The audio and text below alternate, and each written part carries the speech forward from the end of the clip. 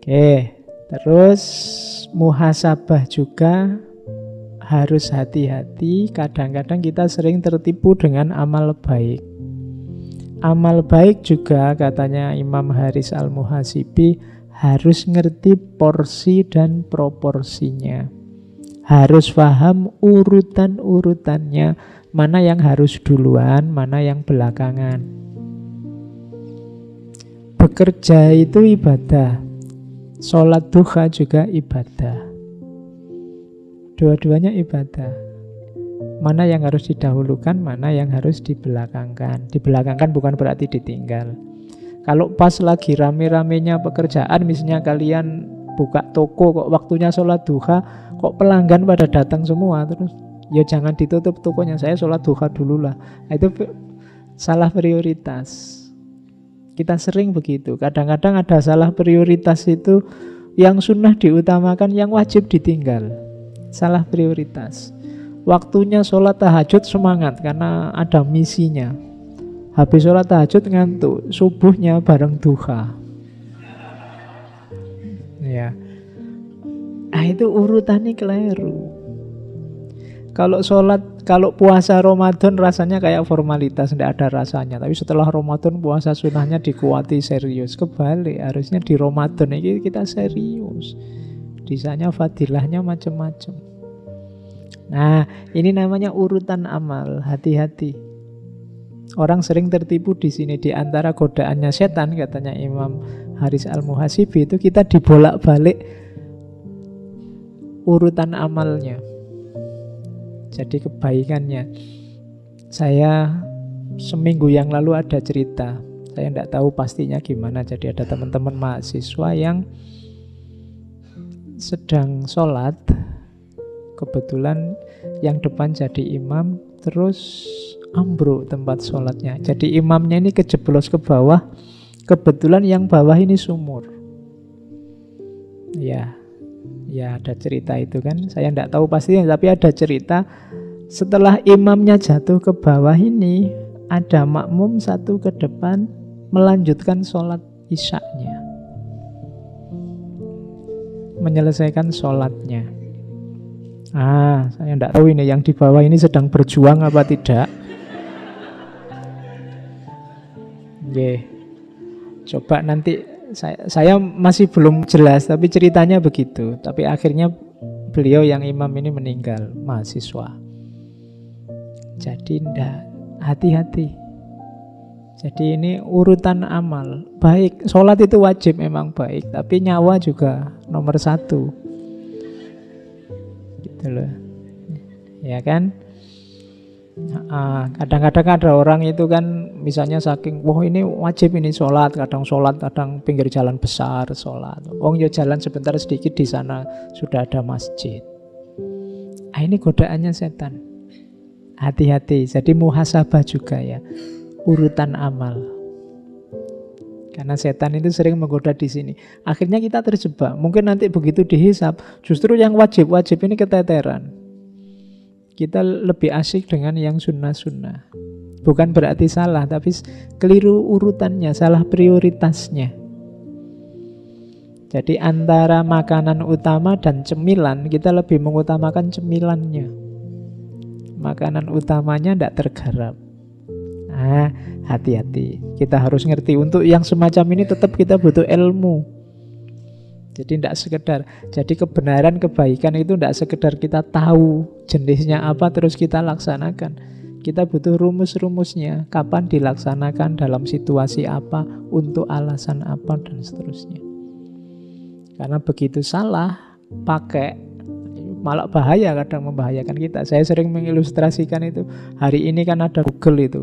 Kita ada apa-apa nyari Google. Di Google banyak informasi, tapi kalau tidak kita pakai secara hati-hati, nanti jangan-jangan kita menggunakannya tidak pas. Kita misalnya kepala pusing, terus kamu Google sebab-sebab kepala pusing. Nomor 1, kolesterol tinggi. Nomor 2, jantung tersumbat. Nomor 3, terus kamu kan terus stres itu kan. Waduh, jangan-jangan ini sebentar lagi aku stroke nih. Nanti kamu apa-apa dikit, informasinya tidak salah, tapi kamu belum tahu porsi dan proporsi informasi, konteksnya informasi, kapan dia pasnya.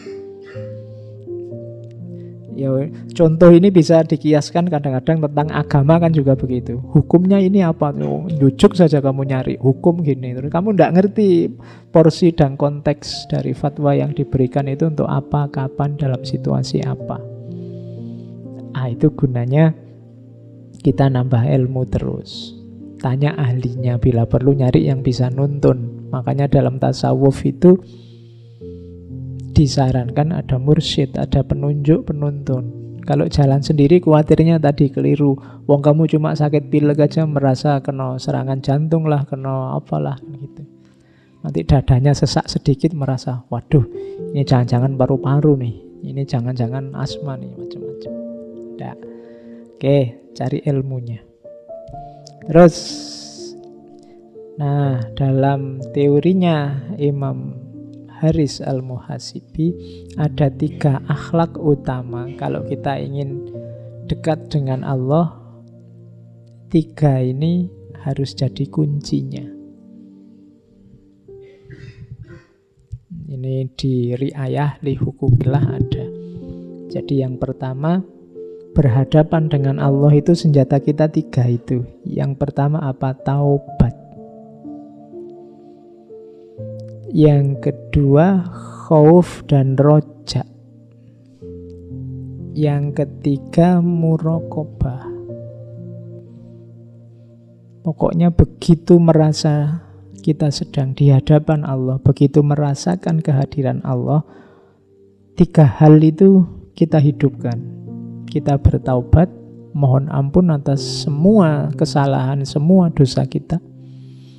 Kita hidupkan lagi khauf dan roja. Kita takut akan segala kekeliruan, kesalahan kita, sambil kita berharap rahmatnya, berharap anugerahnya.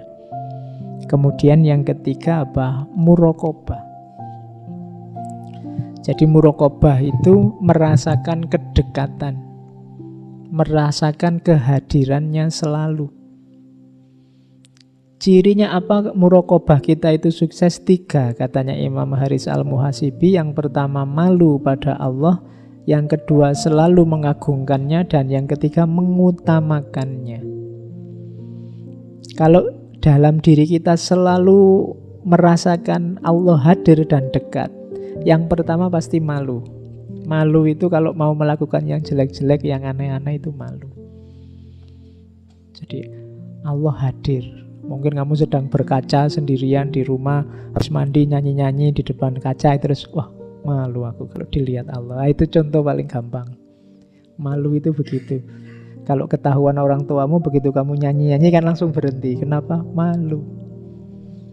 Nah, mau melakukan apapun, kalau diiringi kesadaran bahwa Allah itu hadir karena muraqabah kita sukses, itu biasanya kita akan terjaga dari hal-hal yang jelek. Begitu mau mesuh, sudah bilang enggak enak ya, astagfirullahaladzim.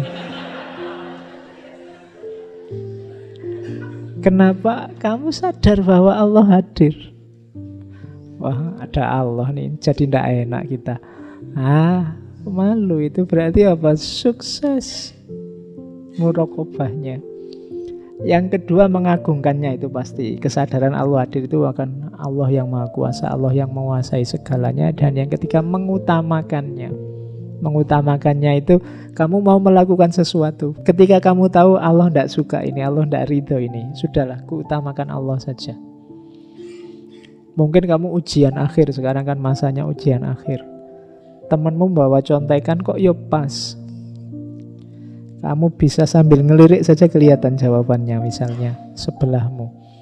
Begitu kamu mau nyontek, Allah tidak suka yang kayak gini, malu aku kalau dilihat Allah, kuutamakan Allah saja. Itu berarti muraqabahnya sukses.